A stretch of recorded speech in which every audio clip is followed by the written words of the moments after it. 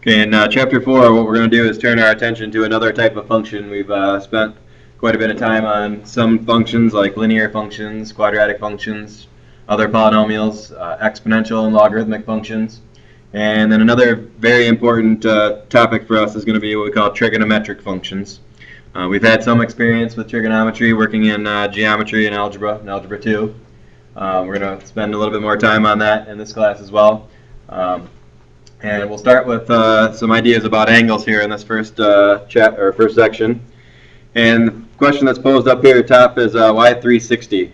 We know that 360 is the total amount of degrees around a circle.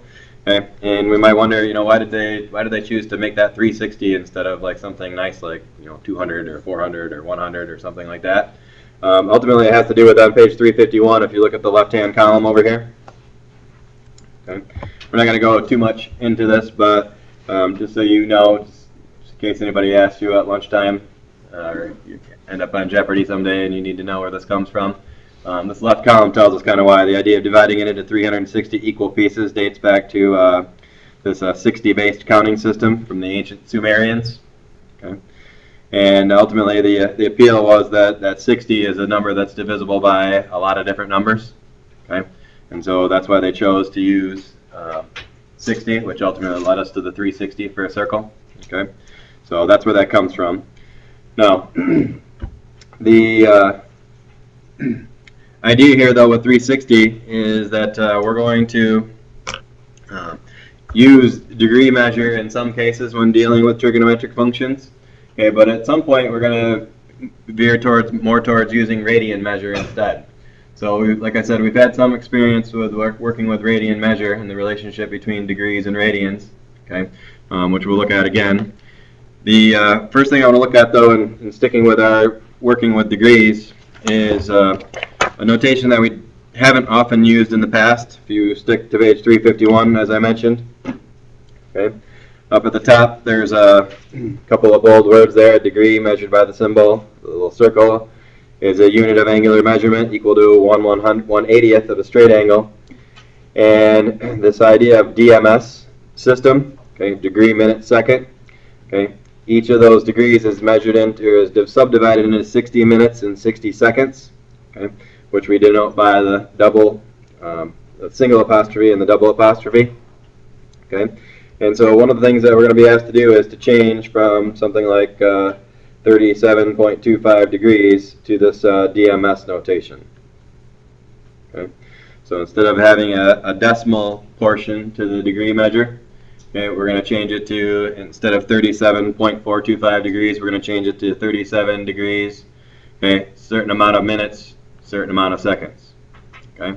So here's how that's going to look in practice. Okay. We're going to take the degree part, that's the decimal part, so the 0.425 degrees, okay, and what we're going to do is we're going to convert it kind of like what we did with our opener today.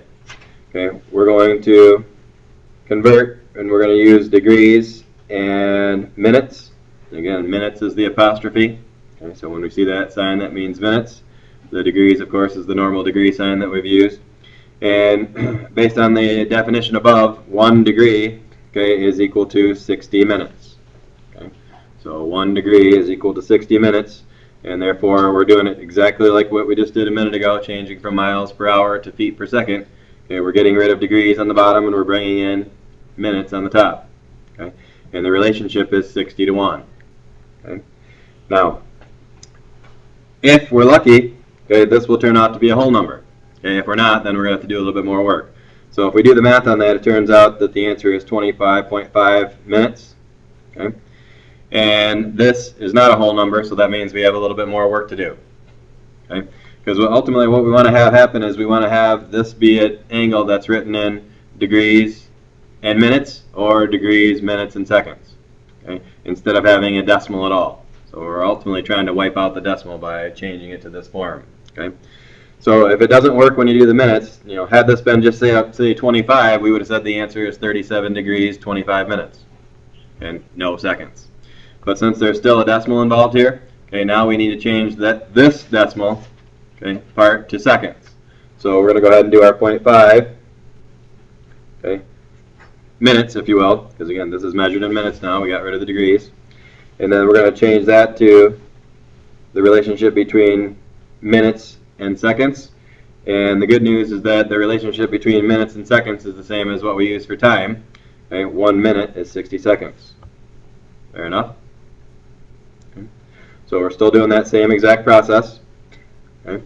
We're getting rid of minutes, bringing in seconds. Okay? And then when we do the math, it turns out to be 30. Okay? And remember, that's 30 seconds. Okay? Because we got rid of minutes, we brought in seconds. So what is our answer then going to look like when we're finally done? The final answer then is going to be 37 degrees, the whole number part of the degrees, and then the whole number part of the minutes, 25 minutes and 30 seconds. Okay? So to change again from degree measure to DMS, degree minute second notation, that's the process that we're going to follow. Now again, is there always going to be a seconds part? No. Okay. If it turned out that the degrees were a whole number, or the minutes were a whole number, I should say, on the first step, then we might be done. Okay. If it turns out that they're not, then we have to take the decimal part of that and change the decimal part to seconds. Okay. Questions on that process? All right. Then if we can do that, if we can change from degrees to DMS, what if we're given DMS and we have to change to degrees? Well, let's see what that process looks like. We're going to go 42 degrees, 24 minutes, 36 seconds, and we're going to change that to degrees. Okay. All right. This process is actually a little bit easier because it's the conversion process. Okay. We know that the answer here automatically is going to be 42 point something because the whole number part doesn't change.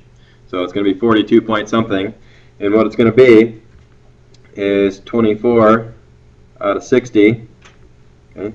That's going to be the decimal part for the minutes, if you will. And then the decimal part for the seconds is going to be 36 out of, and keep in mind that it's not going to be out of 60 this time because we're dealing with seconds instead of minutes. So not surprisingly, it's going to be 3,600. It's going to be 60 times 60. Okay. So that's going to be our changing from minutes to degrees and from seconds to degrees. Okay. All right, and it's ultimately, even though it's in a little bit different format, it's actually probably easier to work with going 2 degrees. Okay, but it's really just doing the opposite of what we did the first time. Okay. So with that said, if we do the math on that, we're going to get 42 point, and then the decimal for this and the decimal for this are actually 0.4 and 0.01. And again, keep in mind we're adding those together. So if I add 0.4 and then I add 0.01, the final answer then will be 42.41 degrees. Okay. Questions on that process? Part of our work today is going to be doing just that, changing from one format to the other. Okay.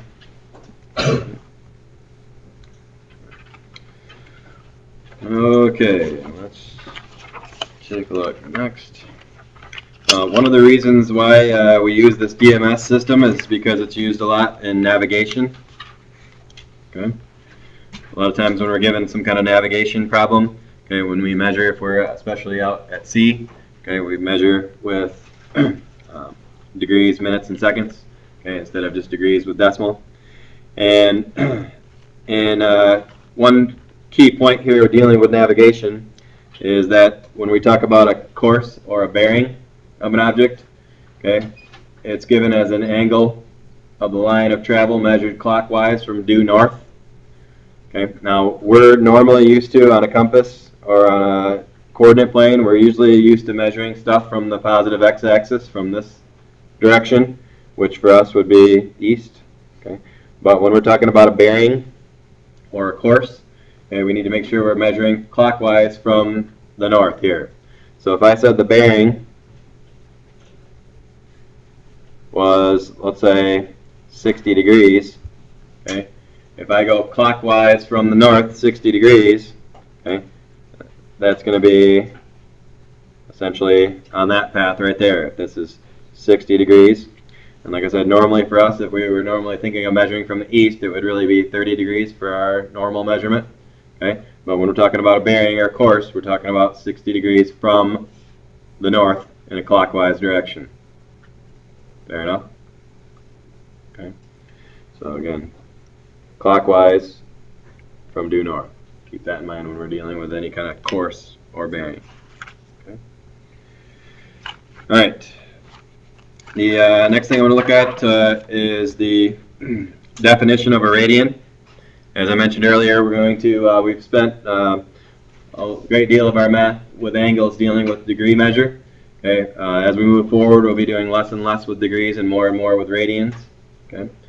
And ultimately, what a radian is defined as, okay, a central angle of a circle has a measure of 1 radian if it intercepts an arc with the same length as the radius. Okay. So therefore, if I have a radius A circle and the arc length is A also for this particular sector that I've created here, then we say that that is a measure of 1 radian. Okay. So put some numbers in there. If I were to take a circle that has radius 5, okay, if I had arc length 5, then what would be the measure of this angle right here? 1 radian. Okay, so that measure right there is going to be 1 radian. Okay, if I have a radius of 5 and an arc length of 5, okay, that central angle is always going to be 1 radian. So that's the definition of a radian. Okay. And then what we're going to look at next is being able to change from degrees to radians. Okay. So the relationship here between a degree and a radian is as follows. Okay. And there's a couple of different ways that we can do the conversion, but the generally accepted way to do it is to compare the 180 degrees to pi radians. Okay. So 180 degrees to pi radians. Okay. All right. Now, this comes about here, this conversion, and of course we can do it either way. We can have radians on top, degrees on the bottom also if we're converting from degrees to radians. Okay. All right. And instead of remembering, keep in mind which one to use in a given situation. Think about why we would use one over the other. If I told you to do, let's say, 50 degrees and I wanted you to change that to radians, okay, would it make sense to multiply by something with degrees on top and radians on the bottom? No, it's all it is a conversion, just like we did earlier today. So therefore, wouldn't the degrees have to be on the bottom and the radians have to be on top? So again, do you have to memorize which one to use in each situation? No. Okay. It's just a conversion. If you need to get rid of degrees, you better put the degrees on the bottom. If you're trying to change radians, you put the radians on the bottom. Fair enough? Okay. All right. And again, this relationship comes about, just so you know how we get the relationships here, is we have a circle. If we have a circle, okay, that has a radius of 1, okay, whatever it is, okay, then the circumference of that circle, the distance around the circle, is going to be 2 pi times 1. Okay. And so the circumference being 2 pi, okay, that length of 2 pi corresponds to how many degrees? 360. Okay. And we know then that half of the circle would be 1 pi to get around half of it, and 1 pi would be corresponding to 180 degrees. Okay, so that's why we use that. Could we use 360 and 2 pi for a conversion? Yeah, you could, but in most cases we reduce things. So if we had 360 over 2 pi, wouldn't we reduce that to 180 over pi anyway? Okay, so it'd be better to use the 180 over pi or pi over 180. Okay, okay, questions so far?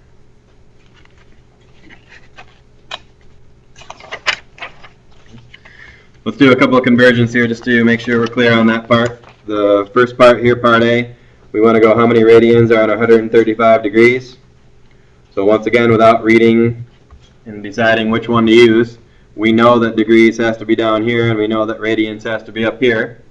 So the 180 is the degrees, the pi is the radians. Okay, so just like any other conversion. And when we get down, we can write 135 pi over 180. And if we reduce that, if we go 135 divided by 5, that's going to be, what, 27? And 180 divided by 5 is going to be 30, 36. And that is still reducible. Both of those could be divided by 9. So it would be 3 pi over 4. So 135 degrees would be the same as 3 pi over 4 radians. Okay. So keep in mind, in terms of a circle, if we had a central angle that was 135 degrees, okay, and the circle had a radius of 1, the arc length then would be 3 pi over 4. Fair enough? Okay. Ashley? In Algebra 2 last year, can we use like a circle chart to figure stuff out? We're going to get to that at some point. But ultimately, our only concern right now is just making sure we can go back and forth between the one and really what it means. Because again, what it means is that these two are the same as one another, okay, provided that we have a circle of radius 1. Okay, 135 and 3 pi over 4 are going to be the same. They're going to indicate the same picture basically on the circle. Okay. And similarly, if we have 7 pi over 6 radians, 7 pi over 6, and we want to get rid of radians, and we want to bring in degrees, then of course the 180 is going to go on top and the pi will go on the bottom this time. And in this case, when we multiply, the pi's would cancel out. So we'd go 180 times 7, divide that by 6, turns out to be 210 degrees. Okay. So anytime we want to convert back and forth between radians and degrees or vice versa, okay, we can go ahead and use the conversion factor.